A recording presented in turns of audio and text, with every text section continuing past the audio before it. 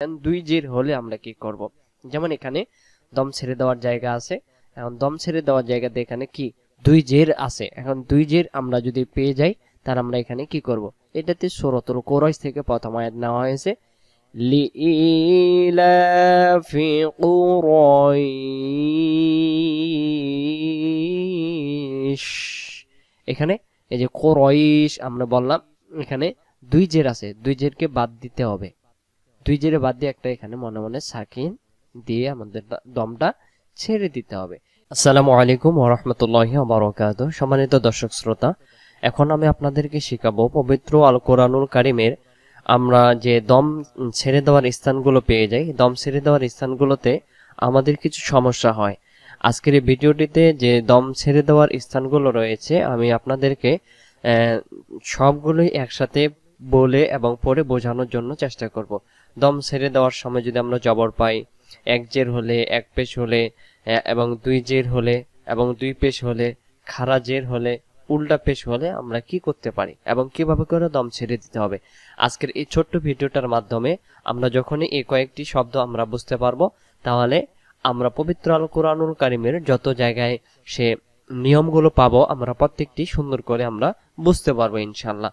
তো ভিডিওটি শেষ পর্যন্ত দেখবেন এবং ভিডিওটি কেমন লাগলো অবশ্যই আপনারা আপনাদের মতামত জানাবেন। তো চলুন আমরা ভিডিওটি শুরু করি। প্রথমে দেখি কি লেখা আছে। ওয়াকফের হরফে, আয়াতের শেষ হরফে কোথায় কি পড়তে হবে নিম্নে তা দেওয়া হলো। এখন আসেন, এক জবর, এক জের, এক পেশ, দুই জের, দুই পেশ, খাড়া জের, উল্টা পেশ হলে ওয়াকফের হরফে, আয়াতের শেষে হরফে জজম দিয়ে পড়তে হবে।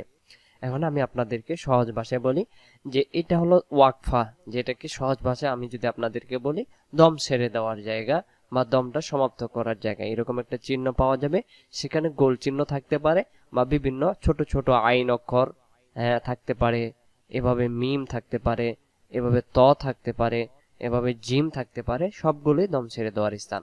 তাহলে আমরা দম ছেড়ে দেওয়ার সময় এক যে মানে জবর হলে আমরা কিভাবে করে দম ছেড়ে দেবো, যেমন এই যে আয়াতটি রয়েছে এটা সূরাতুল কাউসার থেকে নেওয়া হয়েছে, এটাকে আমরা বলতে পারি ইন্না আ'তাইনাকাল কাউসার।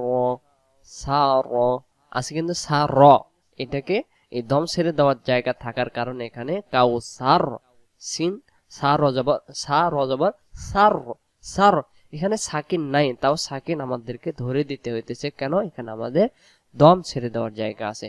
তাহলে আমরা বুঝলাম দম ছেড়ে দেওয়ার জায়গাতে যদি জবর পাওয়া যায় কোনো অক্ষরে, সেই জবরটাকে পরিবর্তন করে সাকিনে রূপান্তরিত করে দম ছেড়ে দিতে হবে। তাহলে এটা আমরা বললাম এক জবর হলে একটা সাকিন ধরে দিয়ে পড়তে হবে। তাহলে দ্বিতীয় নম্বরে আসি, এখানে জের, যদি দম ছেড়ে দেওয়ার জায়গাতে জের পাওয়া যায় তাহলে জেরটাকেও সাকিন ধরে পড়তে হবে। যেমন এখানে আছে লাকুম দীনুকুম ওয়ালিয়াদ্দিন, দিন আছে দিননি, এই দম ছেড়ে দেওয়ার জায়গা থাকার কারণে আমি যেহেতু দমটা ছেড়ে দেব, দমটা সমাপ্ত করব, এই জন্য এখানে দিন, দিন এখানে একটা মনে মনে সাকিন আমরা বসাই দিয়ে এখানে দমটা ছেড়ে দেব।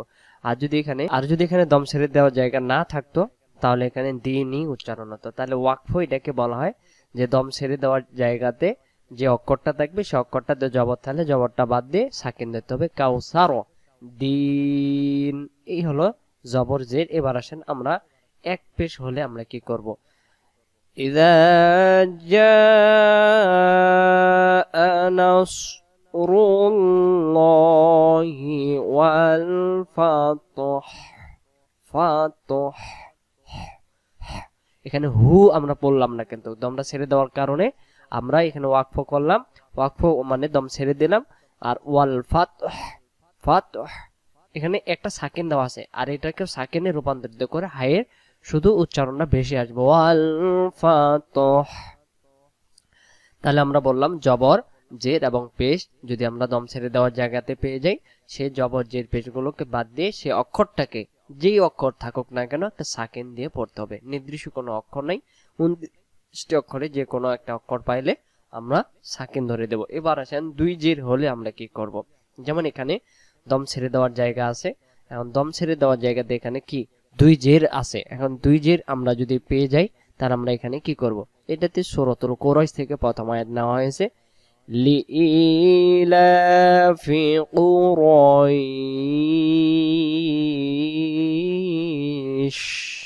এখানে এই যে কুরাইশ আমরা বললাম, এখানে দুই জের আছে, দুই জেরকে বাদ দিতে হবে।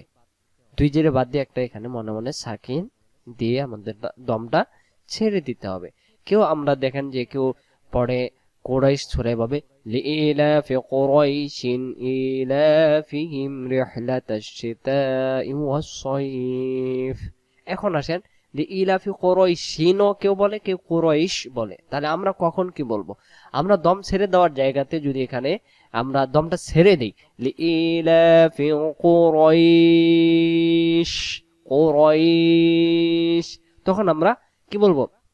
কুরাইশ বলবো, দমটা ছেড়ে দিছি।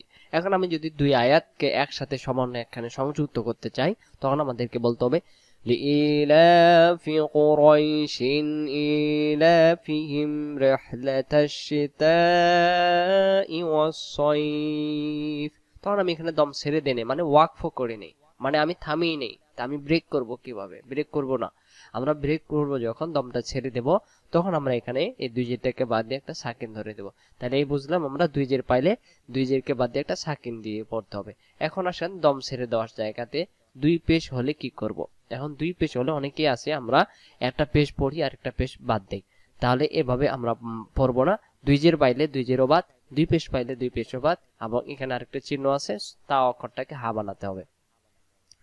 ইন্নাহা আলাইহিম মুসাদাহ, মুসাদাহ, দাল হা জবরদাহ, দাল হা জবরদাহ। এখানে দুই পেশে বাদ চলে গেল। কেন বাদ চলে গেল? আমরা এখানে দমটা ছেড়ে দিলাম, এই জন্য দুই পেশে বাদ চলে গেছে। তাহলে আমরা দম ছেড়ে দেওয়ার সময় যদি পেশ পাই, পেশ বাদ, জের পাওয়া গেলে জের বাদ, জবর জের পাওয়া গেলে, মূল কথা জবর জের পেশ এবং দুই জের দুই পেশ পাইলে আমরা সেগুলোকে বাদ দেবো। এবার আসেন খারা জের যদি দম ছেড়ে দেওয়ার জায়গাতে পাওয়া যায়, তাহলে আমরা সেখানে কিভাবে পড়তে পারি? যদি আমরা দম ছেড়ে দেওয়ার সময় খারা জের পাই, তাহলে সেই খারা জেরের জায়গাতে আমরা খারা জেরটাকেও বাদ দেব। ওয়া আম্মা মান উতিয়া কিতাবাহু ওয়ারা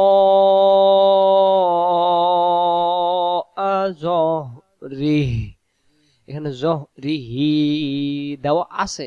যদি আমি দমটা এখানে ছেড়ে দেই, যে আমি এই আয়াতটাই দমটা আমি ছেড়ে দেব, আর একটা দম কতক্ষণ থাকবে? দমে আয়াতের শেষে যখন হবে তখন আমরা দমটা ছেড়ে দেব, ওয়ারা যহরিহি। তাহলে আমরা বুঝলাম।